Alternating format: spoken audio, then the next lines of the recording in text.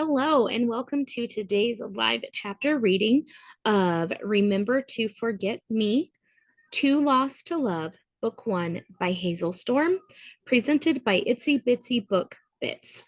Chapter 1, Addie. Miss Brooke, Mr. Harper is outraged. Zachary Crawford looks down his nose at me, anger flaring his nostrils. How dare your client publish Mr. Harper's copyrighted material without his permission? In the presence of Wesley Harper, I would dissolve into a puddle, but his agent has no such power over me. How did Wesley end up with such an asshole working for him? Spine straight, I summon the resolve to plead my client's case to a satisfactory end. We also understand, Wesley's Hollywood lawyer, Harvey Fletcher, cuts in from his seat across the glass conference table, which reflects both men's sanctimonious faces against a backdrop of Los Angeles high rises, that your client prefers to settle this matter out of court. She does, I agree. Scowling, Crawford snarls.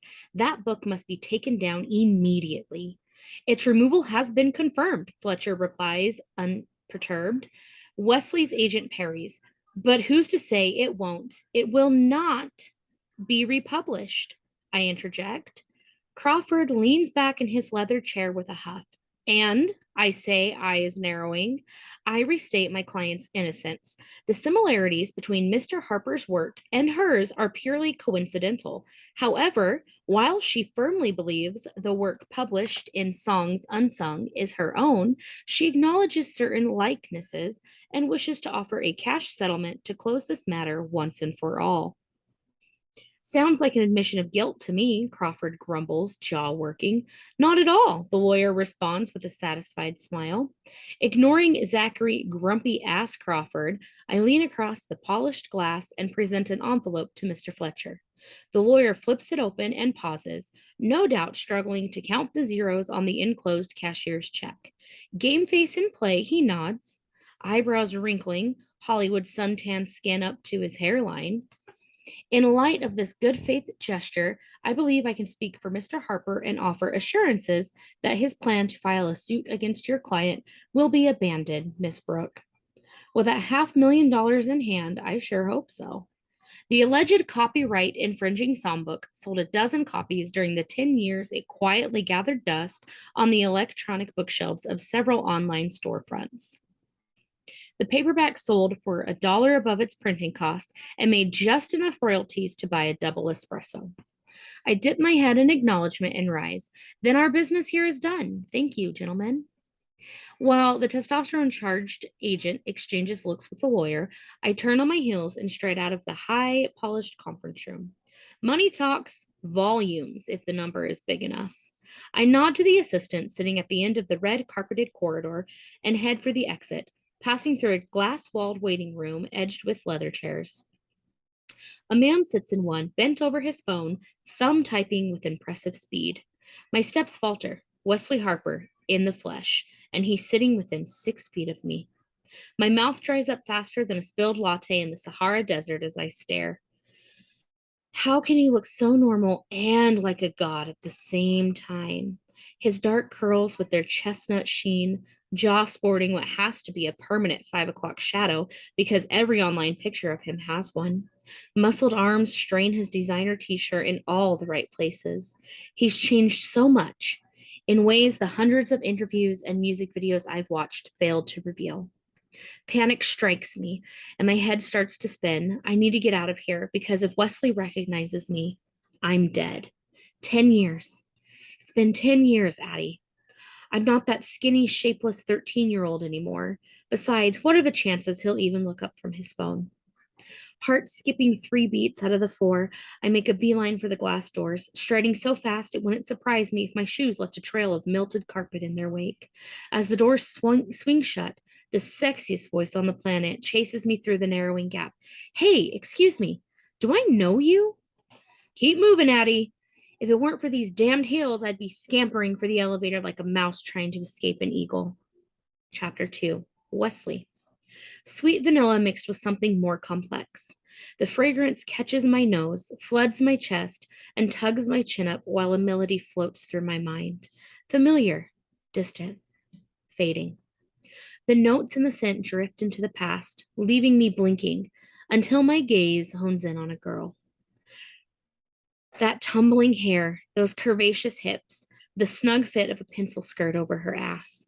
An hourglass figure, that's what they call bodies like hers, so different from the ultra skinny look that dominates Hollywood.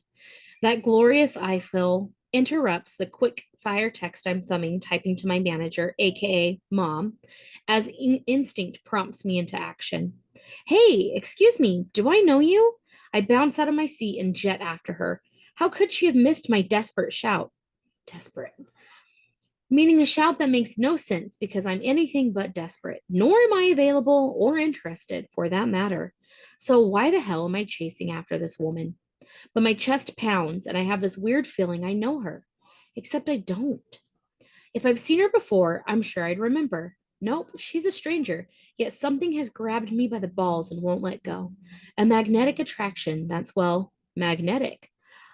Iron to a lodestone or whatever. I push through the entrance to the law offices and rush into the floor's main lobby. On its other side, elevator doors slide open. The girl steps inside and turns to touch the control panel.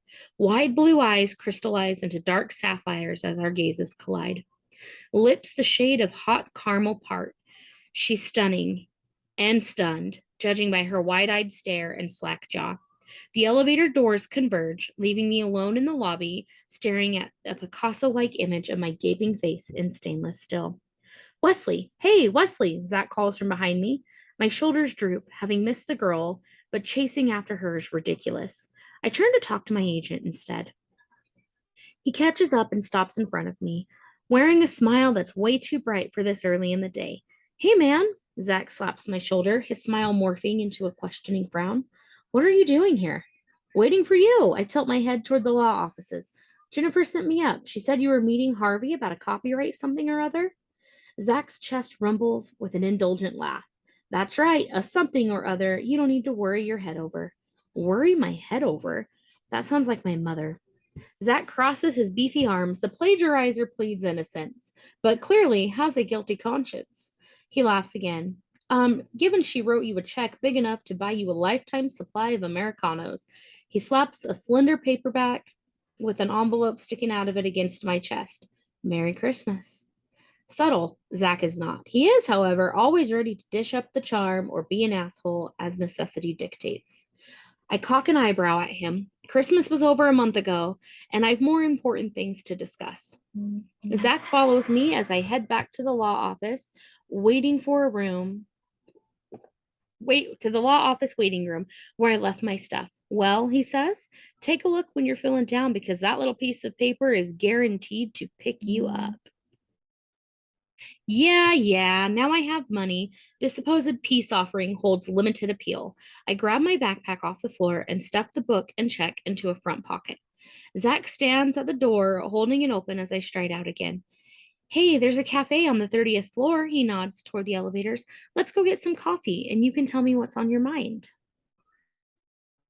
Ah, caffeine, my drug of choice. Sure thing. I follow him to the elevator, but the second I'm facing its doors, the girls I chased after is back in my head. Her sapphire eyes, her heart-shaped face, her perfect curves, the scent of vanilla, and the wind chime tinkle of a distant tune. The doors open with a judder, knocking me back to reality. What is going on with you, Wesley? Forget that girl. Because I have a girlfriend, and I'm not a two-timing kind of guy. Sleep deprivation. That's my problem. It's been months since I've slept through a night. What were you doing out here without your bag anyway? Zack asks as we step into the mirrored car. Thought I recognized someone. No need to mention my strange attraction. I squeezed my temples, suddenly eager for that cup of joe. The lack of sleep thing is taking its toll. I'm running on empty. The good news is, in 2 weeks, my US tour will be over, and I can take the spring off. Well, take it off to nail down my next album. We head up to the cafe. I step from the elevator and breathe in warm air infused with the smells of coffee and heated milk. The murmur of voices and hum of drinks machines compete with the soft rock seeping from hidden speakers in the periphery of the cafe's seating area. Find a table, I'll get us coffee, Zack says. Black, right? I nod and cut between business suits lined up for the morning caffeine and sugar hits. Most tables are empty, so I assume this crowd will be heading to offices. I snag a table overlooking neighboring high rises. Burdened by smog, the hazy sky obscures whatever lays in the distance. There should be hills that way. While I'm catching up on texts, hitting my phone from all sides, Zack sets a ceramic mug in front of me and sits. You look tired, man. He says, "What's going on? If you need to offload stuff, say the word." I meet the gleam in his steel gray eyes as I set down the phone. Nah, it's mostly social. Zack adjusts his suit jacket. You know, most of the piranhas circling you aren't worth the time it takes to text them back, he answers, blunt as effort ever and probably right. They're Chloe's friends, so I can't blow them off. Oh no, I don't think so.